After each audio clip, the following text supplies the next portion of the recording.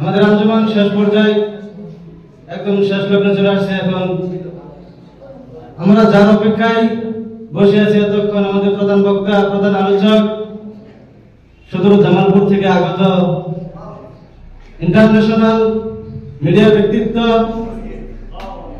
আমাদের মঞ্চে উপস্থিত আছেন। আমাদেরকে শাইখের জবান থেকে মূল্যবান নসিহত পেশ করবেন এবং আমরা সেটা শুনব। ছাত্র সংসদের পক্ষ থেকে শাইখকে তার মূল্যবান নসিহত পেশ করার জন্য সবিনয় অনুরোধ করছি। ফালিয়াতাফাদ্দাল মাশকুরা।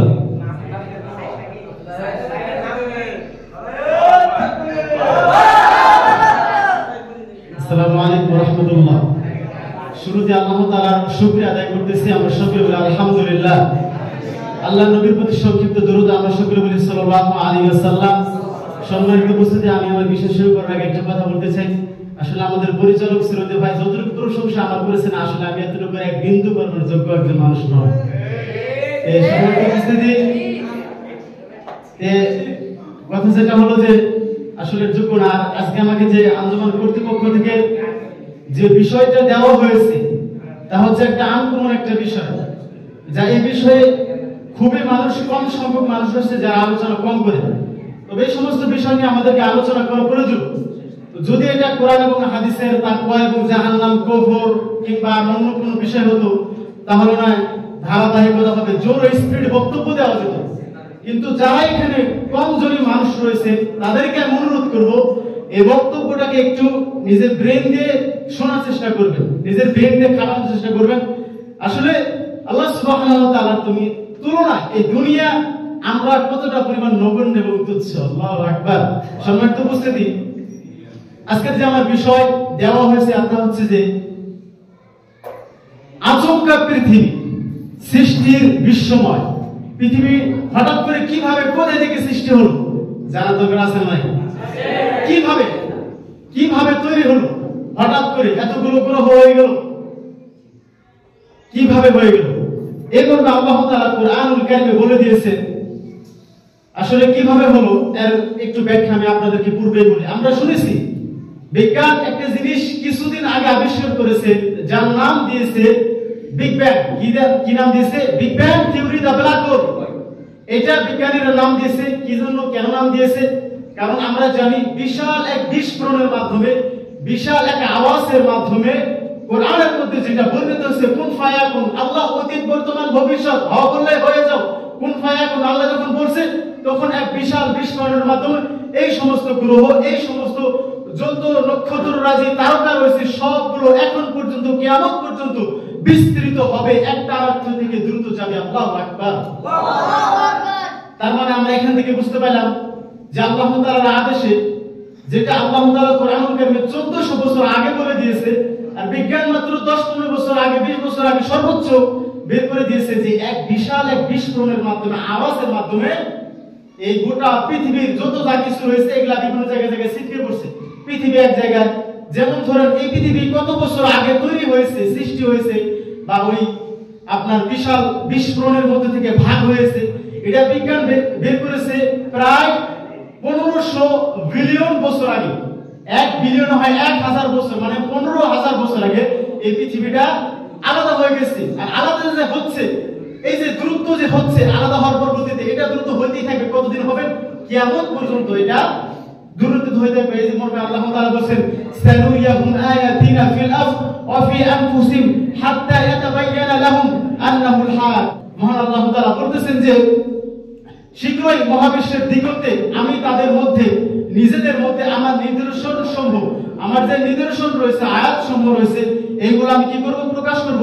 ফলে তাদের কাছে মনে হবে এই দৃশ্য, এই নিদর্শন গুলো অতি সত্য। সত্য কিনা? সত্য। আচ্ছা, আমরা চলে আসি, আমরা একটু পূর্ণর দিকে চলে আসি। আদিতে মানে কি? পূর্ণ। অনেক পূর্বে আমরা যদি বিজ্ঞানের দিকে লক্ষ্য করি যে এই যে পৃথিবীর যে একটা আচমকা সৃষ্টি, এটা কোথা থেকে চলে আসলো? পৃথিবীকে যখন সৃষ্টি করা হয়েছে তখন থেকে এখন পর্যন্ত পৃথিবী যে সম্প্রচারিত হচ্ছে, মানে পৃথিবীর যে একটা দূরত্ব রয়েছে এটা কিন্তু বাড়তেছে। পৃথিবীর দূরত্ব কিভাবে? যেমন ধরে একটা ছেলে বিবাহ করলো, বিবাহ করার পরবর্তীতে তার পরিবার হলো, পরিবার হওয়ার পর তার একটা গোষ্ঠী হলো, তার ছেলের থেকে সন্তান, তার নাতির থেকে সন্তান, এভাবে গোষ্ঠীটা সম্প্রদায়ের হচ্ছে কিনা? হচ্ছে। কিন্তু ঠিক অনুরূপ ভাবে আল্লাহ তাআলার আদেশে যখন পৃথিবীকে আল্লাহ তাআলা সৃষ্টি করতেছেন, তখন একটা আরেকটার থেকে, একটা গ্রহ আরেকটার থেকে তখন দূরে সরে যাচ্ছে। এটা কতদিন হবে? কিয়ামত পর্যন্ত হবে। আল্লাহ তাআলা বলেন, ফারজিআল বাসারা হাল তারা মিন ফুতুর সুম্মা রজিআল বাসারা কাররাতাইন। অতএব আকাশের দিকে তুমি দৃষ্টি ফিরাও, আকাশের দিকে তুমি লক্ষ্য করো যে তুমি কোনো ত্রুটি দেখতে পাও কিনা, এটার দিকে বারবার তাকাও। আল্লাহ তাআলা বলতেছেন কোরআনের মধ্যে রসায়ন সম্পর্কে, বিজ্ঞান সম্পর্কে মিনিমাম 1000 উপর আয়াত রয়েছে। বিজ্ঞান শব্দ হচ্ছে বাংলা শব্দ, যার আরেকটি বাংলা হচ্ছে সেটা হচ্ছে আপনার বিশেষ জ্ঞান, মানে অতিরিক্ত জ্ঞান। আর সায়েন্স যার হচ্ছে ইংলিশ। আপনি যদি কোনো বিজ্ঞানীকে কোনো একটা জিনিস রিসার্চ করতে দেন, তাহলে সে আপনার কথাটা গ্রহণ করবে না, সে নিজ থেকে শুরু করবে। আমি যদি বলি যে ভাই তোমার এই মাইক সম্পর্কে কি ধারণা, সে মাইকের নিচ থেকে চলে আসবে। আমি যদি বলি ভাই এই গাছ সম্পর্কে কিন্তু তোমার কি ধারণা, সে এখান থেকে রিসার্চ করবে না, সে একদম শিকড় থেকে চলে আসবে। তাহলে সম্মানিত উপস্থিতি, কথা বেশি বাড়াবো না। আর তা হচ্ছে যে আমরা এই বিষয় থেকে এটাই জানতে পাই যে বিজ্ঞান আর ব্ল্যাক হোল, এই দুটো জিনিসের মধ্যে কি পার্থক্য? বিগ ব্যাং এবং ব্ল্যাক হোল কথাটা বোঝার চেষ্টা করেন। বিগ ব্যাং তো আমরা জানলাম হঠাৎ করে তৈরি হয়ে গেছে, আল্লাহ তাআলার আদেশে বিজ্ঞান বের করছে কিছুদিন আগে। আর আল্লাহ তাআলা বলে দিয়েছেন কোরআনুল কারীমের মধ্যে 1400 বছর আগে। এখন আর একটা দিকে চলে আসি, সেটা হচ্ছে যে একটা গেল বিগ ব্যাং, আর একটা হচ্ছে ব্ল্যাক হোল। এখন ব্ল্যাক হোলটা কি, এর মর্মে আল্লাহ তাআলা কোরআনুল কারীমে বলে দিয়েছেন। শুধু আমি অনুবাদটাই করতেছি। কোরআনুল কারীমে বলা হয়েছে যে এভাবে মহান আল্লাহ তাআলা এমন একটা ব্ল্যাক হোল তৈরি করেছেন। এমন একটা কি তৈরি করেছেন? Black hole. ব্ল্যাক হোল জিনিসটা কি? সেটা হচ্ছে যেমন আমি আপনাদেরকে জনসাধারণ ভাষায় বোঝাই, যেমন রাক্ষস। আমরা শুনেছি গল্প, এখন হয়তো আছে কিনা জানি না, আগে কিন্তু এটা মানুষ খাইতো, এটা আমরা জানি। সেটা হচ্ছে যে কর্তৃপক্ষের কাছ থেকে আমি 1 মিনিট সময় চেয়ে নিচ্ছি। এই যে ব্ল্যাক হোল কিন্তু উপরে রয়েছে, এই ব্ল্যাক হোল গুলো বিশাল আকার ধারণ করে রয়েছে, বিশাল আকৃতি ধারণ করেছে। যারা একটা ব্ল্যাক হোলের মধ্যে পৃথিবীকে খেয়ে ফেলে, একটা তারকা খেয়ে ফেলে, একটা ব্ল্যাক হোল অনেক বড়। তাহলে পৃথিবীর উপরে সাইডে বাইরে এরকম কত ব্ল্যাক হোল রয়েছে?